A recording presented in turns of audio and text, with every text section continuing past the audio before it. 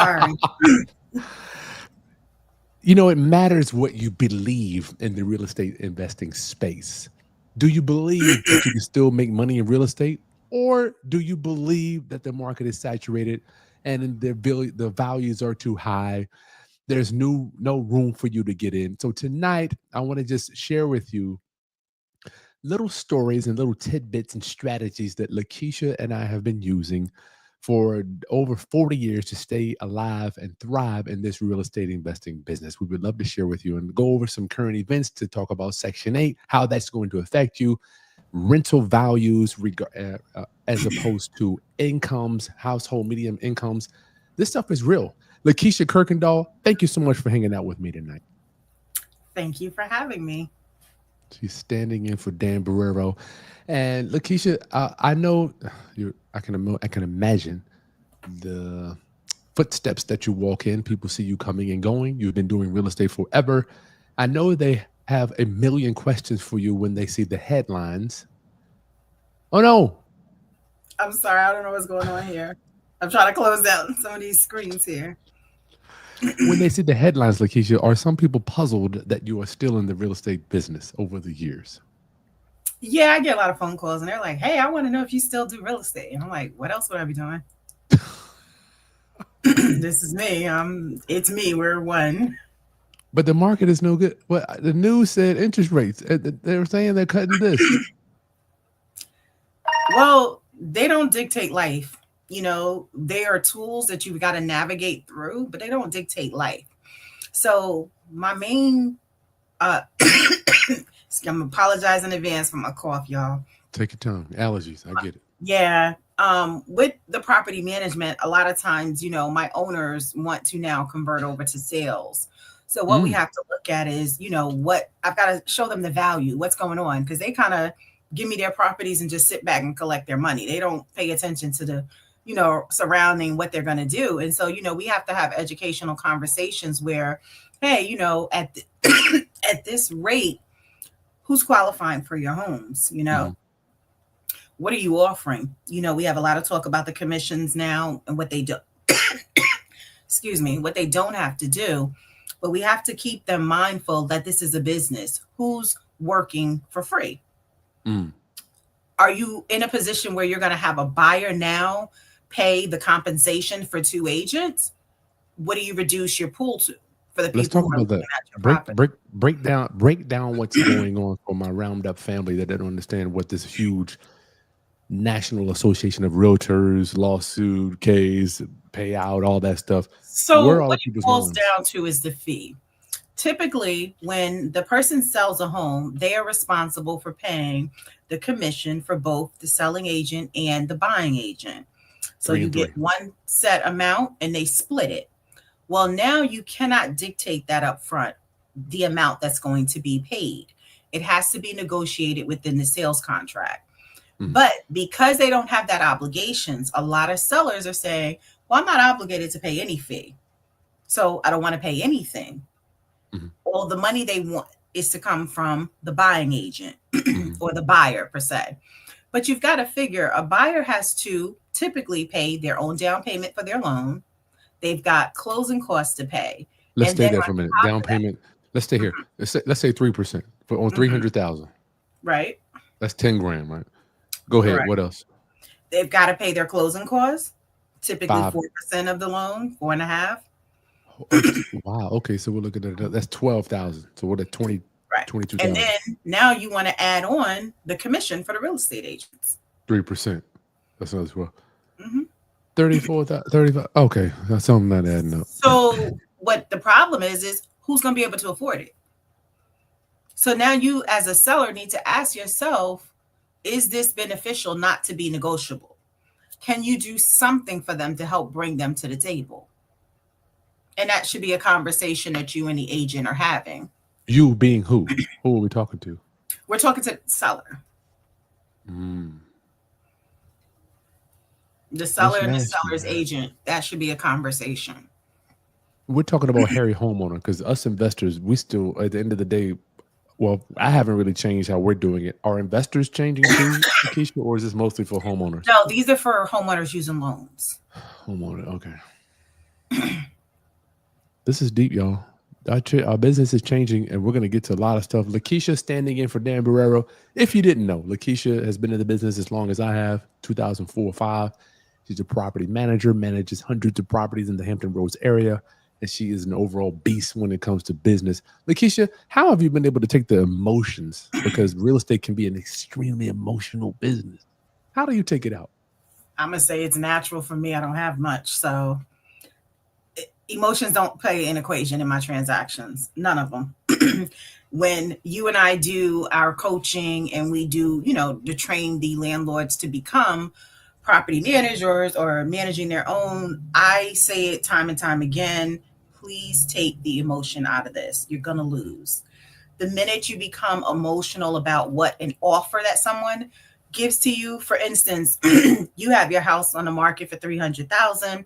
You took your time, you made this an appealing property, and someone comes and says, I'll give you 250 because there's no landscaping, the sloping isn't right, and then they've got a whole laundry list of the reasons why they want to offer you 250. Well, that's insulting. So now as a homeowner, someone's feelings are hurt. They're insulted. Are they going to work with you and play nice with you? Probably not. But what happens when you have the emotion in there? You find it hard to move on. For me, when I get things across my desk, I read it. I reply no. No exclamation points, no periods, no hearts, no nothing, just no. And I send it back.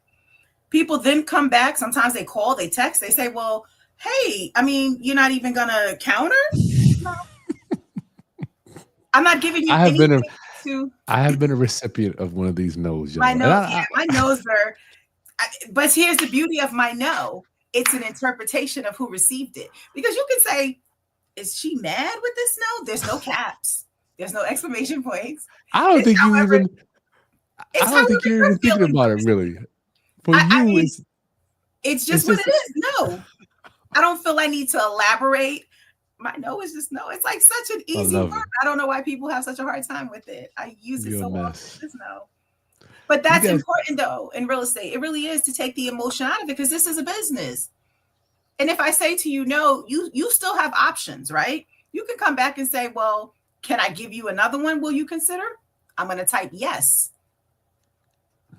And then you do what it is you do. You make these numbers work because I think I'm speaking from myself as an investor. If I'm going to pursue something, I've already done my numbers on it. I know what I want to spend on it. So if this is, I'm at the max of what I want to spend, it really isn't much because if you have a value of your property that exceeds my value that I want to spend, we're not a match right here. That doesn't mean you're not going to sell your property to someone else with different needs. Same thing with me. That doesn't mean I'm not going to buy something else. I'm going to buy something else with different means. So that's why it's super important to take the emotion out. Thank you for dropping that. Listen, y'all, get your questions in on the line, 757-204-1332, 757-204-1332. Lakeisha, I want to talk to you about this new thing here. Los Angeles housing vouchers will soon cover less rent. City officials blame Trump. Now, what I'm learning is LA obviously, is challenging to rent out there anyway. More than 50,000 low-income families in LA are only able to afford high rents because of Section 8 voucher program. But soon it will cover less of the rent. Now, I want to show you this here. Starting August 1st, that's right now, rent limits for new Section 8 leases will be decreased by 10%. And I just wanted to understand what that would do in the Hampton Roads area for us. 10%. I'm like, that's the only reason I'm thinking it's attractive is because I can get market rents. Right. Now, with Section 8, though, you always have to understand that they have two different payouts. They have a rent reasonable, and then they have a rent based on the tenant. So you kind of have to qualify for both. Because if Section 8 says to you, when you submit your rent to them, you have a 3-bedroom, you want $1,850. If they tell you no, you have to find out why it's a no. Is it because of their consideration of rent reasonable, or is it the tenant's situation? If it's a rent reasonable from Section 8, that means no matter what tenant is there, that's the max they're going to pay. So if my market rent was 1850 and Section 8 says no, we will only give you 1750, I no longer am going to be able to accept a Section 8 applicant for that property.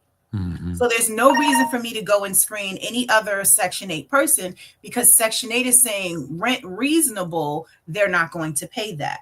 There's no requirement for me to lower my rent to what they will accept. Now, some people do, depending on how much, because if it's only like a $40 difference, you may want to say, hey, I want to take the loss on that $40, but continue with more of a guaranteed rent from the government. Mm-hmm. Now, if your situation is based on the tenant, whereas the tenant's income versus what Section 8 will pay doesn't sustain, that can change per tenant. Someone can have a higher voucher and qualify. So it's always important to find out what the no was from Section 8. And they don't just tell you, they kind of just say, this is the amount. Will you take it? And I tell Section 8 the same thing. No, I ain't gonna I won't take that amount. Right. Depending if it's too much less than what I'm going for. Wow. That's crazy. Look at this, Lakeisha. As I'm looking here. Los Angeles has already stopped issuing new Section 8 vouchers for the 24,000 people on the city's waiting list. Wow. Good God.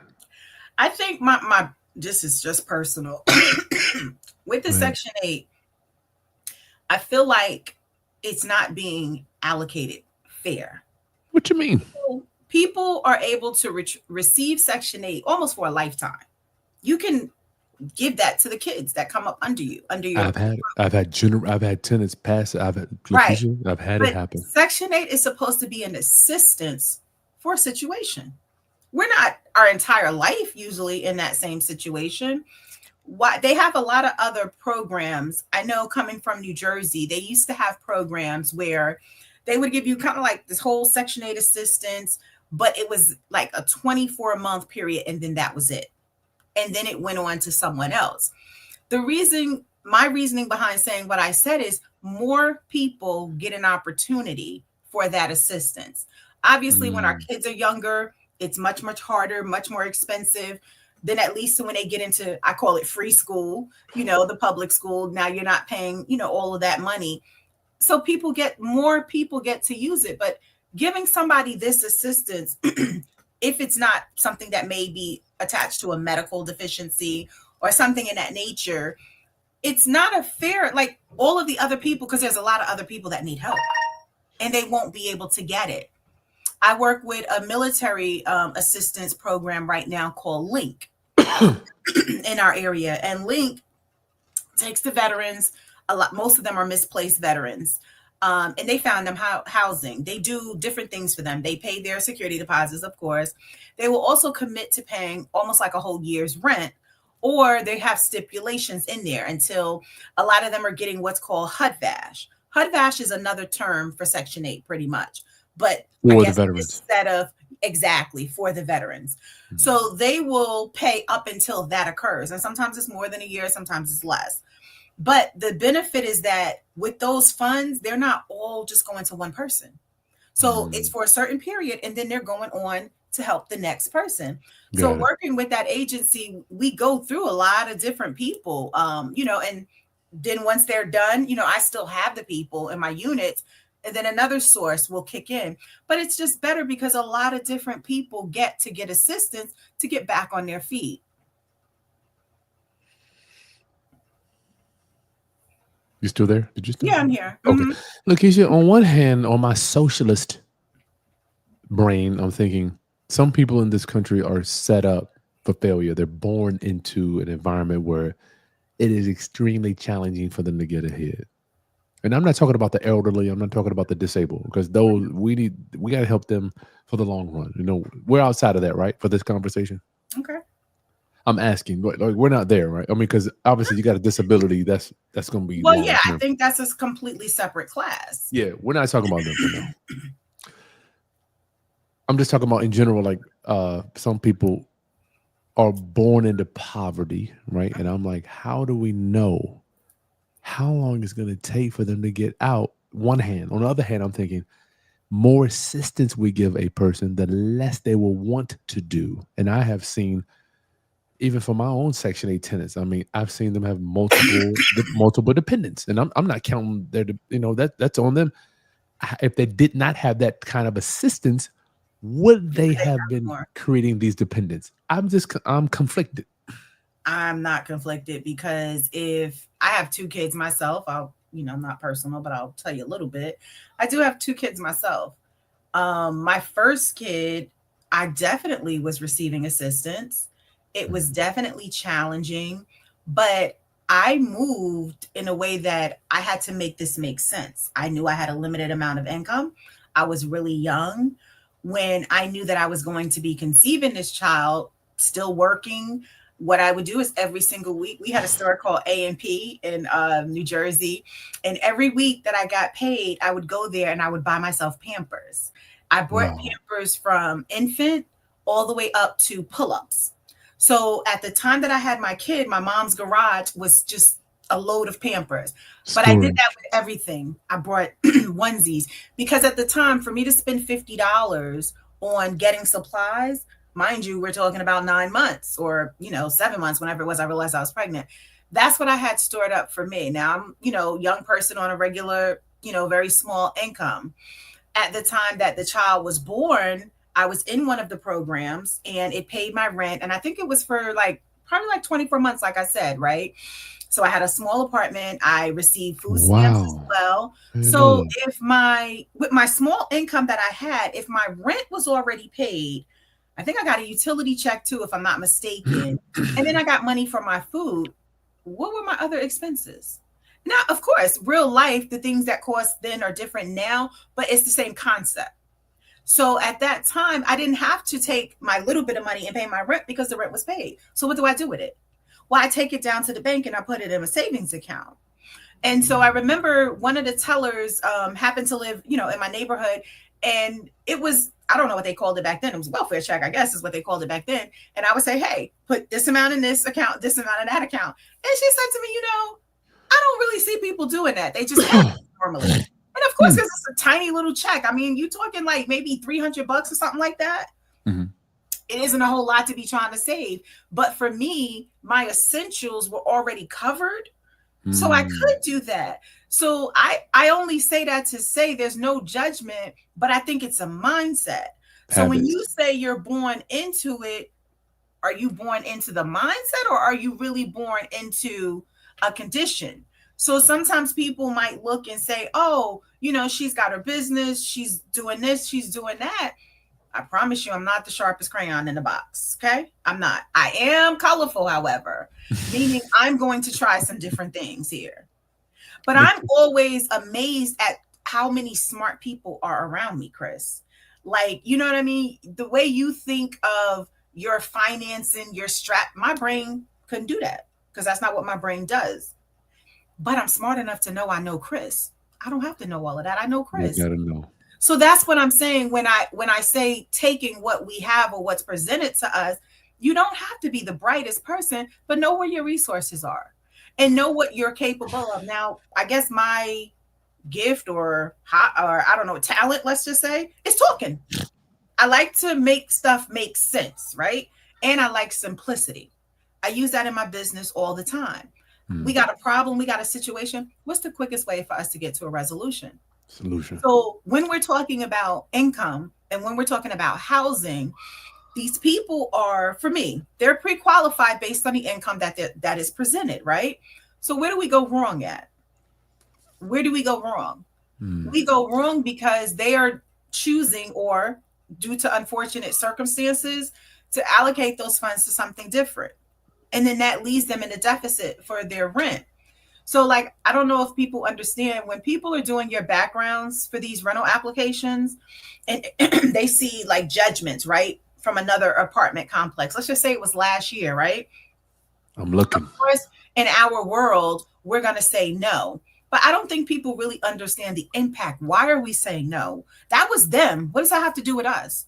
So, my mindset is if you owe those people from last month and you have a job at the time that they are ready to come and take and garnish your money, the money that I thought you had to pay me, you will no longer have. Hmm. So maybe you were like off the books for a while and now you got an on the books job. They've got systems that that's going to pop up in, and they're now going to come and try and garnish your check, which means you're not going to be able to afford me. So Mm, that's why we're saying no. that's It also wrong. obviously is a representation of, do you do the right thing with your money? Mm, Because just because you make money doesn't mean you know how to manage it. no, two different things: earning, offense, managing, defense. You got to know both. Lakeisha, I'm gonna do one more thing, then we're gonna move on to what's going on in your world. I went to Section 8 the other day. I didn't tell you. Sometimes I'll just go to the housing department. I just want to see my caseworkers because sometimes they just won't email me back. Whatever, I'm like, let me go Right. see these. I just want to, and I want them to see me from time to time. It's just a personal thing. Lakeisha, when I tell you, so I showed up at 8:50. The office opens at 9. I have so much empathy and love for my Section 8 tenants. I love them. I love all of them. No problem with them.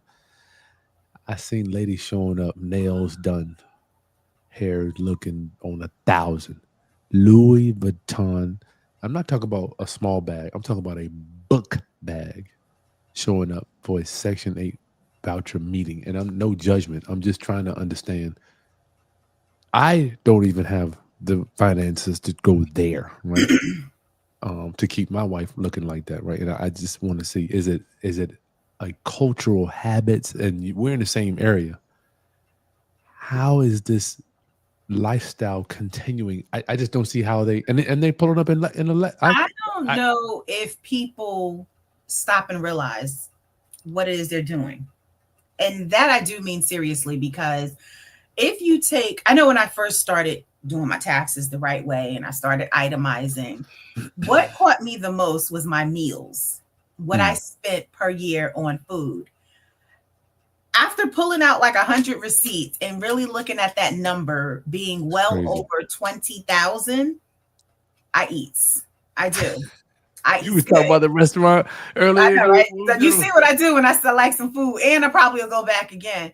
That's my guilty pleasure. I spend a lot of money on food, but I never knew how serious it was until I had to itemize that. If you are Mm, not self-employed, you're not itemized. You're throwing your receipts in the garbage. But mm, every time you stop and you get the kids some food, boom. and then you get some, and now it's like at a drive-through they're saying stuff like $30 to you, and I feel like that's so offensive. You didn't give me a napkin, a cloth napkin. I feel like you took advantage of me, like $30. But if you take the time, no one is going to be like, oh, I spend too much money at McDonald's, because you went there, you spent $8, but you did that maybe 2-3 times a week. It's when you start to add it up. But do they have a reason to add it up? Not most of the Mm, time. So when it's the weekend and you want to go out and you want to have a drink, well, I've been seeing people posting about what these drinks cost, and I think it's close to $20 for a drink. And I'm like, well, if you're a guy, then you got to buy a girl a drink, and then who with just has pride. one They're drink? saying it with pride. You spending $40 on 2 drinks with pride. I'm like, oh no, like I got a whole bottle of wine over here. I didn't even pay that much for one. So I don't think it's our mindset that it's coming to us what we're spending on, right? The other thing is the priority. What is a priority? Like, of course, people are kind of like, my kids are not going to wear Walmart clothes, right? That's somebody's No. priority. Whereas me, I see these bright yellow sneakers in Walmart. I like them. I want to put the letter K on them and make them my own. And my daughter's like, Mom, please don't do stuff like. I'm like, why? These are very soft, comfortable shoes. Like, I don't Wow. care if they were from Walmart, but that's my mental and my priority. Like, people know I'm not a name kind of person for designer stuff. Now if they have some food that's expensive, I'm probably gonna spend on it. But those other things I'm not. So it's kind of like, what do we find important? I What is got it. our embellishment? But how it affects us when it comes to our living conditions, we really have to be more mindful, because can you live without cable? Of course you can. Can you live without the internet? Sometimes we need it for work. Our kids need it for school. They also have free, limited amount of internet things, like the tablets for the kids. You've got to kind of switch your gear to think what you need and what you don't need. What Thank can you. you downsize? I know a lot of people are out there trying to like hustle, and they're like, oh, I need a second job. Well, I don't want to work two jobs. Okay. I would think, what can I cut down on now that I spend on that would bring me more money? That's how I think about the There you finances. go. Thank And you for we're all dropping in different positions, but like again, I see a lot of smart people around me that just aren't kind of getting to their potential. It's weird, man. I'm in the front office waiting. I'm looking at this Louis Vuitton. I'm like, I know what we paid for my wife's Louis. Right. It was astronomical. It Mhm. was astronomical for what we That's paid. the price And of a roof. Every time I think of a Louis, I think of a new roof. I'm like, they neck and neck. That this bag is a whole roof on one of my houses. I can't do yeah, it. this bag was twice as big as my wife's. I'm like, okay, I see you there. All right. Yeah. Well, And that's this you must have been in like Hampton Section 8 because I like was yeah, Harrington. okay. The reason I say that is Newport News is Section 8. I thought this was so awful. They were ignoring me as well on my email. So here I am. Let me drive down. Sometimes they do. Sometimes No, they all the do. time they do. All the time. I drive down there and I get to the door, I open it, and there's a second door. So you're in a little hallway. Yeah, they changed it up. Oh, They got another the door. joint. And I'm like, the door is locked. So I tap. She was like pointing to the buzzer. I'm looking. I'm like, okay, I pushed the buzzer. She was like, how can I help you? I was like, oh, I'm from Desirable Management, yada, yada, yada. I wanted to speak. Well, you don't have an appointment. So, and just immediately begin to like chop me down. I Oh was wow. so startled that I took a second and just looked. Because in my head, I was like, oh, wait a minute. Did you like run out the house in your cleaning clothes? And, maybe they're perceiving you and like not to be a professional. I'm like, well, no, I am professionally dressed. Them talking to me in that hallway and them talking to me the way that they were Mm, was so degrading. And I was like, this is such a sad situation when this is people's livelihoods. you're damn So right. people are only driving here because you guys aren't responding. It was so bad Mm, that I had to get a contact within the mayor's office to get me a higher up in order to have the conversation that I needed to have about money they were short on paying me for over 5 months. mm, mm, Completely mm. their deficiency, and they won't even have a conversation about it. And I was like, wow, this is so crazy. Like, I'm trying to fight for my landlord's money. Imagine people who are here trying to fight for their place to Their live. rent to live. You change their payment amount, but you never send them a notice. And this took effect 3 months ago. So now we have a 3 month shortage on these people's account, and you won't even have a conversation about it. So Are you it's a know? very sad situation. I'm noticing. Years ago, Lakeisha, I loved going to Section 8. They were on the ball. Boom, letters, notices, rent increases. Boom, no problem. Inspections. I mean, everything was on point. Now I feel like it's slipping a little bit. Are you? Is that I feel like it fell off the cliff. okay? Well, It's I not ain't want to dog. slipping. It fell all the way off. It took a dive and everything. All right. Yeah. So we were talking before camera. I wanted you, since you manage so many properties, what are you seeing? What are you feeling in the market? Are rents, or is the economy being stressed with the high rents? Because I put a post up, Hampton, a 3-bedroom was renting for $3,200. I don't know if you saw that post. I put my own up. I had saw one on the east end of Newport News and it was 31. Wow. And the east end of Newport News, I know your people are all over, but Describe it. that's our quote unquote lower end. Kind of like wherever you live in a city and you have number streets like 12th, 30th, it kind of comes with a little bit of a stigmatism. Those Yeah. number streets kind of equate to the lower income, maybe lower living conditions. And for Newport News, they refer to that area as East End. And Mhm. what I was saying to my Facebook audience was, listen, you guys are looking at these people's rentals, and if they have a white refrigerator, you're saying there is no way I'm paying you that dollar amount and you have a white refrigerator.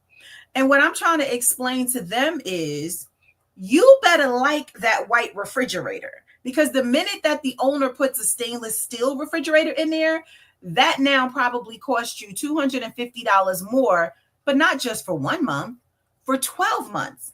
You could have Mhm. bought your own self a refurbished stainless steel refrigerator for $350, and it would have been yours to keep and kept your rent down to a more feasible number. But again, that's where we talk about people's What's perceptions. important? Right. So you don't want this house that's priced fairly close to what you need because the appliances are white. You want this one with stainless steel appliances that are $500 more per month. Mm. They cool the food the same. They cook the food the same. Wow. It's crazy to me. That's But funny it's you how say that. we think about things. You know, I didn't even know what stainless steel was for the first 10 years of my real estate career. I'm just thinking, does it have a refrigerator? Cool, let's go. You know, it didn't matter to me. And I still, you know, for me, where I live, it's irrelevant. But I guess the market, it's the taste of what people are looking for. Yeah, and it's an expectation. Most importantly, they feel like you cannot ask for a high dollar and you don't have stainless steel refrigerators or appliances per se. Wow. And the white ones work the same as the stainless steel ones, I promise you. Yeah. And they probably are more durable because those are the older ones, which we know are built better. These Sure fancy enough. new ones with the TVs in them, they don't even last a year. I have been there. I had at my house $3,000 broke. So you said something about you're noticing. Guys, get your questions. We got Lakeisha, professional property manager / broker. Get your questions in on evictions, tenant management, tenant screening, tenant approval. Lakeisha, our number is 757-204-1332. You said something about in Virginia, we're not able, they're going to start expunging the not eviction records, but the charge records early. Correct. Could you explain that a little bit? So they have this I guess we're gonna say it's a program that they're entering where, so right now, if you take somebody to court, if I take Kris to court because he didn't pay me for the month of August, right? It's gonna show up there. So even 5 months down the line, you will know that Kris and I went to court. You will also see what happened. Did I get possession of my property from Kris, or was it dismissed because maybe Kris paid me the day before court? That's how the records are currently. You can see all of the history. Well, they're saying they feel that that is a disadvantage for the tenants because if something was dismissed, they don't feel like it should be counted toward the tenant in a negative way. So they want to remove that information if you did not actually get possession. So when it's not non-processed, when it's dismissed, those are going to be falling off the tenant's records after, I think it's a 90-day period. If you didn't actually gain possession or gain, financial money, a judgment for them, it's going to fall off. So the conversation was, well, why would you do that? Because for me, that gives me history on that tenant. Give us a scenario. Help it explain, because some people might not So quite get. when somebody applies for a unit with me and I pull up their information on a court system, sometimes I will see the same company, like let's say ABC Rental, take this same person to court 4 times. Use me. You use me. You could use me. Okay. You say took me to court. I'm a tenant. So I will see Kris's name. Kris has been to court 4 times this year. All his cases were dismissed. The same company are the ones who filed the charges. So in your head, you're kind of confused, like how could the same company continue to file? What that really means is that Kris kept paying the people right before court, so they would dismiss it. But what it's also telling me is Kris don't pay his bills until I decide I'm going to take him to court. That's a waste of my time. And people don't understand that every time you do that, it shows up on your record. So you may have been with a company for 3 years, but you've got 20 times to court with them.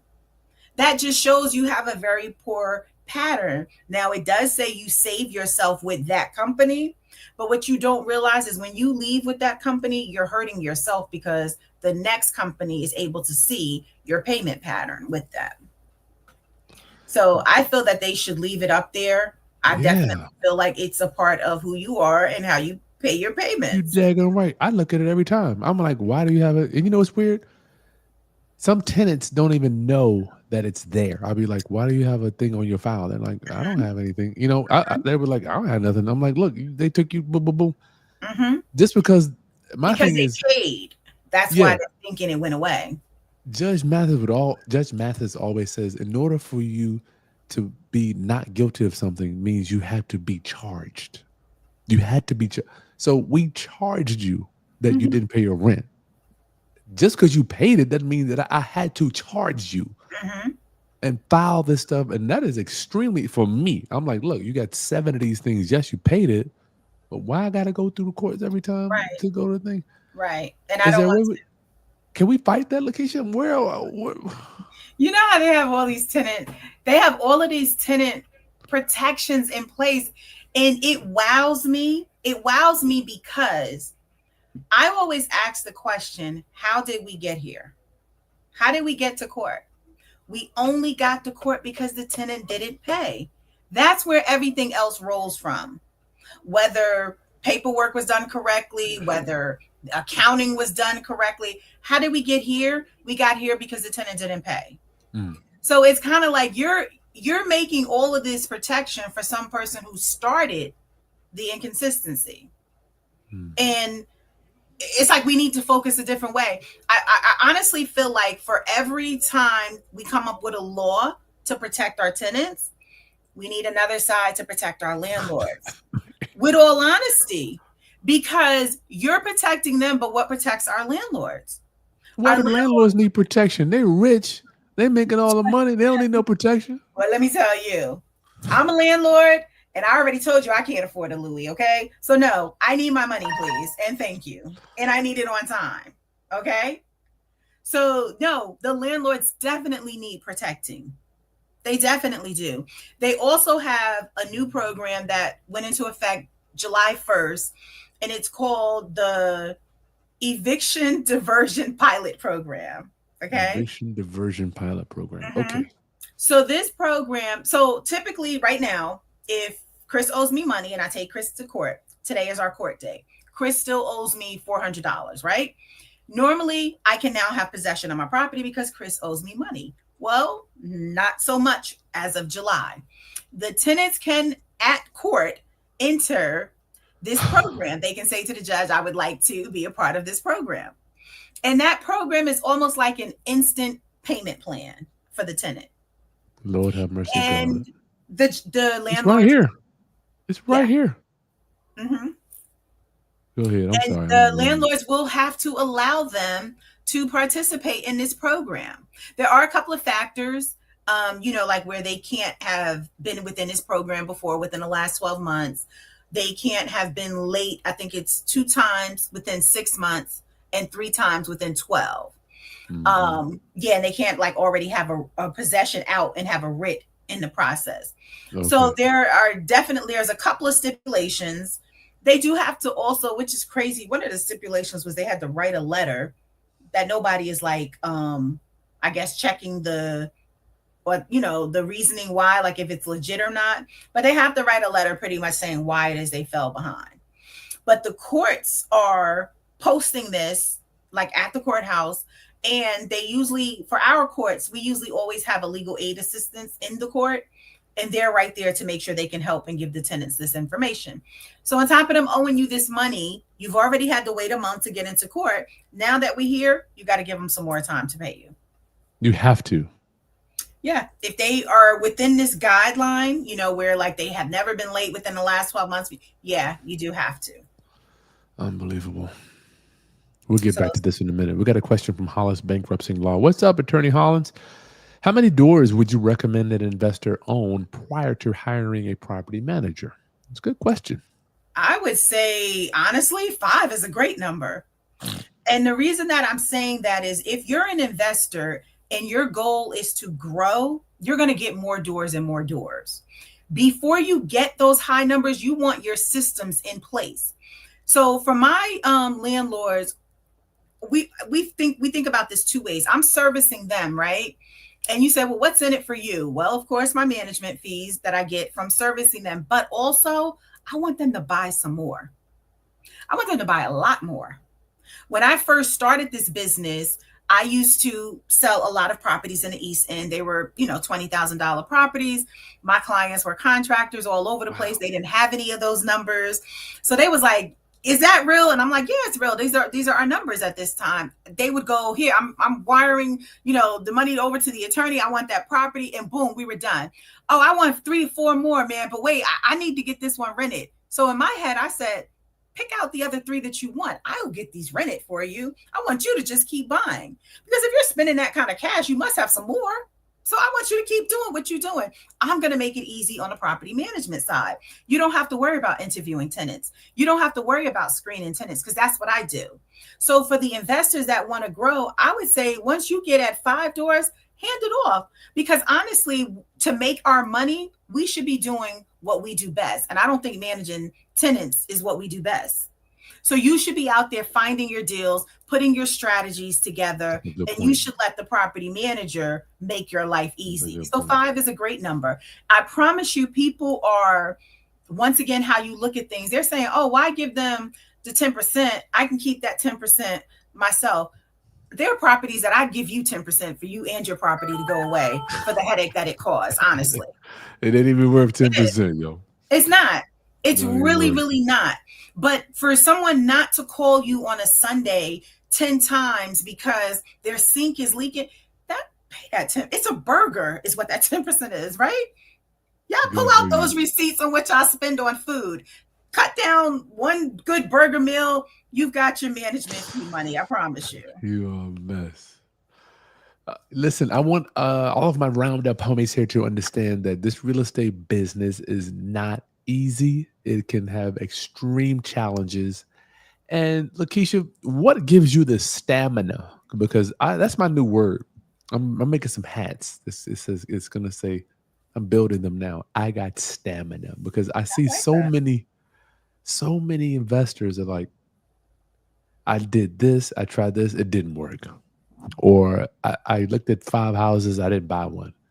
And I want to help transfer our belief over to them so they can understand this is part of the business, is looking at a ton of houses. Well, it's the energy you put in it. The energy, where are you going to put your energy at? Hopefully you're putting in something that, you've done your research on, you've done your homework on. When it comes to me, my word no, man, it makes my stamina go. Because guess what? Once I told you no, I'm done with you. I'm going to move on to something else. But me to sit and have this whole long, drawn out conversation with you, you're draining me. And now I'm like, forget it. I'm not talking to anybody else today. Chris done drained my energy. No, Chris wasn't helping me get the numbers. I told Chris no, and now I'm going to talk to somebody who can really help me get to where I'm going. Know when to cut it off, okay? Don't say, well, Chris got all them houses. He should just let me have this one. No. If Chris said no, then take his no. Because when Chris needs to let go of something, Chris will let go of something. If it's meant to be for you, then you will get it. I mean, people call me and they're like, oh, I got these 20 houses and, I'm looking, I'm shopping. I never do more than 2 follow-ups because I gave you my spill. We met energies. I'm either for you or I'm not. Sometimes we get busy, we forget. Of course we do. That was my second one. But what's fun for me is when they come back maybe 2 years later and they introduce themselves and say, I'm looking for a property manager. And I was like, great, this is what I do. And they said, what's funny? I had 3 different people refer me to you, right? And I say, interesting. It took 3? Why are you here now?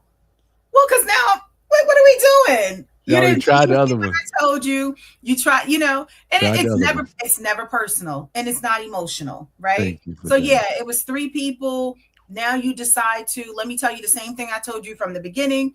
See if that works for you. Because maybe it didn't work until you tested the waters on the other side. And now you're like, I get what the structure is about over there. I get it now. She knows what she's doing. And it's cool. And we work together. And I know you don't bash other property managers. I will bash them for you. Lakeisha, I am here to tell you from personal experience, I have nothing but bad stories, not only for me. I remember I had a client come in and did you know the property manager was billing my coaching client for repairs? They didn't do, Lakeisha. They came, no doubt you got military guys they're going out to sea and they can't see this stuff, And for me, it would be an honor to do the work if you out to sea. I'm like, look, let me do it. I mean, I would love to do it. He came back in, Lakeisha. Do you know that the work wasn't done? Wow.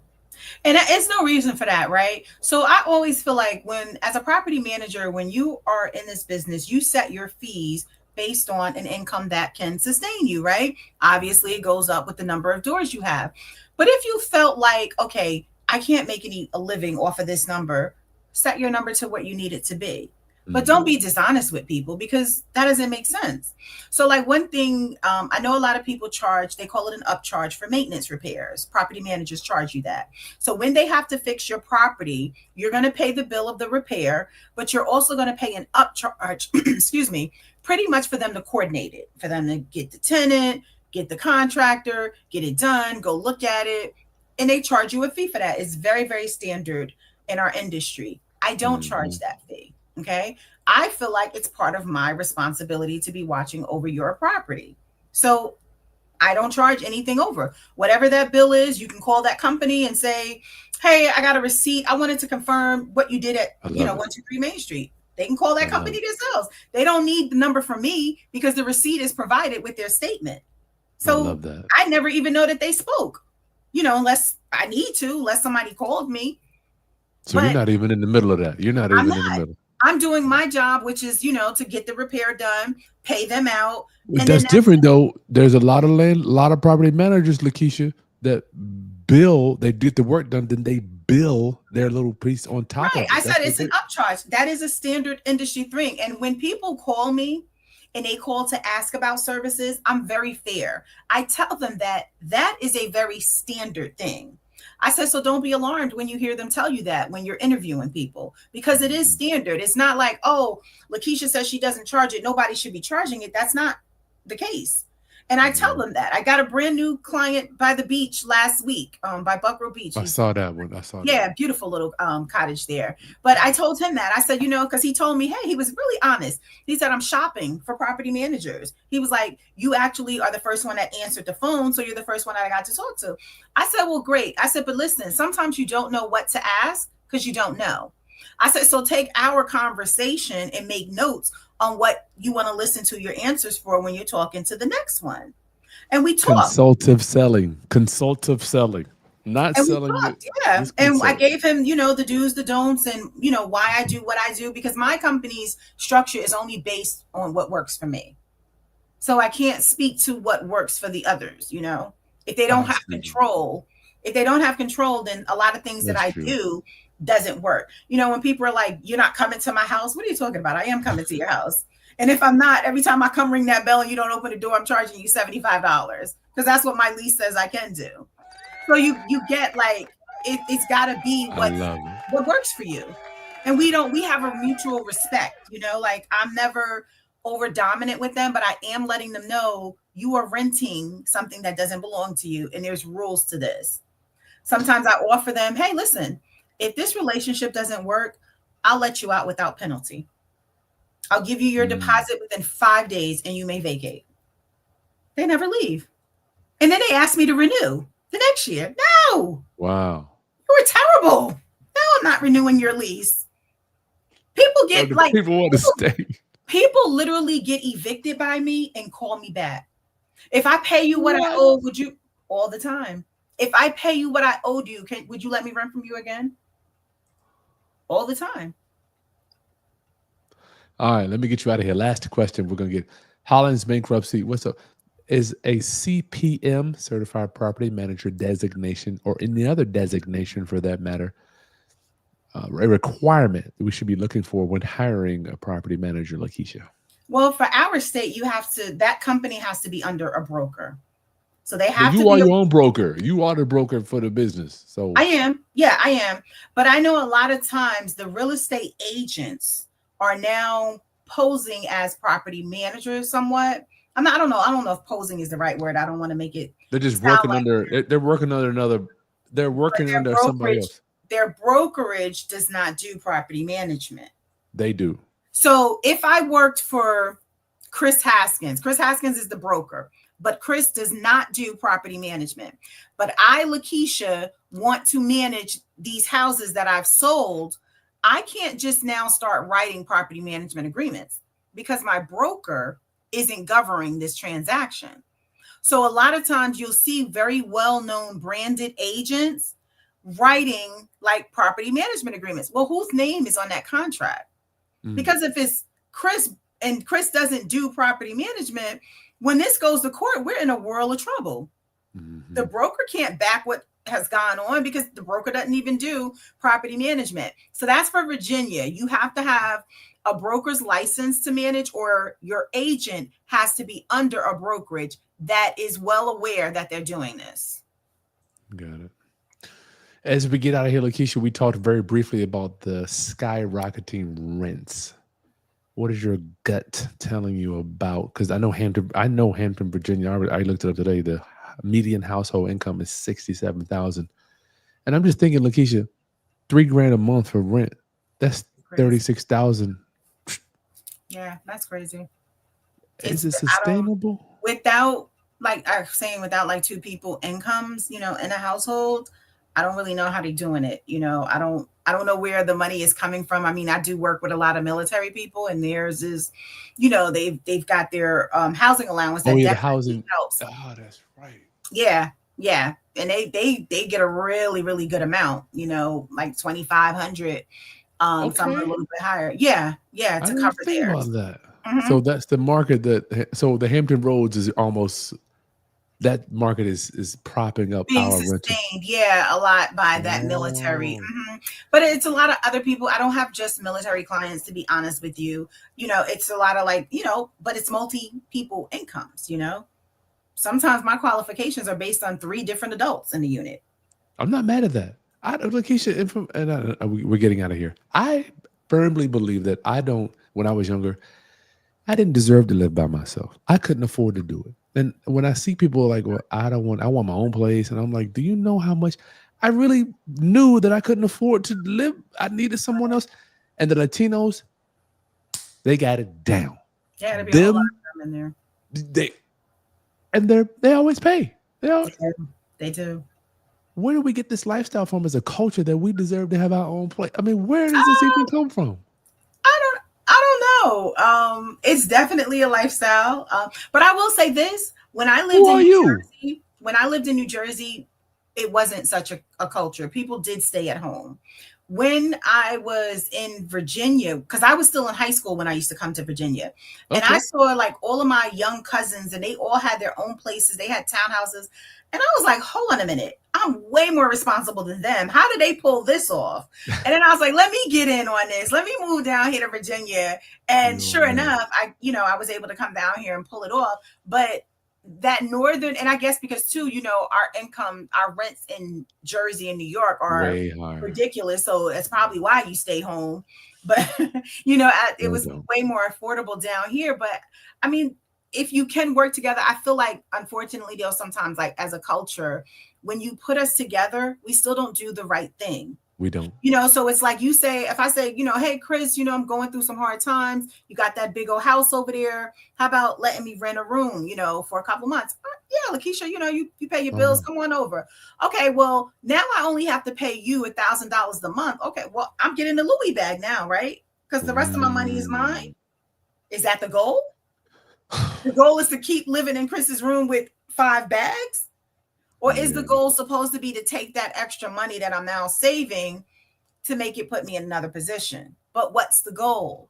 And is there a goal? So I have a conversation all the time about people saying, people who want to live with you, or people say, and everybody thinks I'm not the nicest person in the world because of that word no. But honestly, I'm not, because if you call me and you say, Keisha, I need to stay there, I'll say to you, for how long? Quick. I don't, you didn't plan how long you needed to be here? I give you 90 days. Come on. I don't want any of your money for the 90 days. Yeah. Buy your own food. Don't touch my snacks. And you can be here. But Yeah, after the 90 days, you got to go, or you got to have a plan.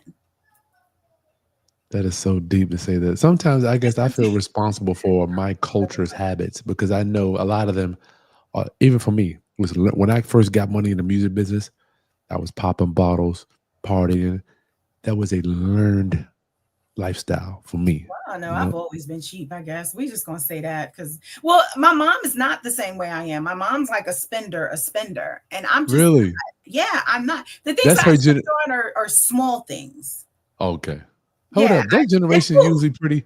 The older, they usually pretty good with money though. Now my mom's a spender. She's shopping it all out. Yeah, she's definitely got bags. Yeah, that's her. She's got them. I'm like, oh, nice. All right, I'll borrow that. Like, I mean, like Oh my friends all had the nice cars, and I love that for them because I'd be like, pick me up when it's time to go. But there's no way I'm paying an $800 car note. Come get me, and I'll you gas up. crazy. But I'm not paying this every month. You know what I mean? It's fun for the night or for the weekend, but I'm I'm not doing good. that. So I don't know, like when you really say that, are we born with that disadvantage? Are we?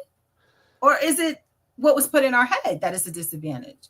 Well, I think a lot of young people don't even.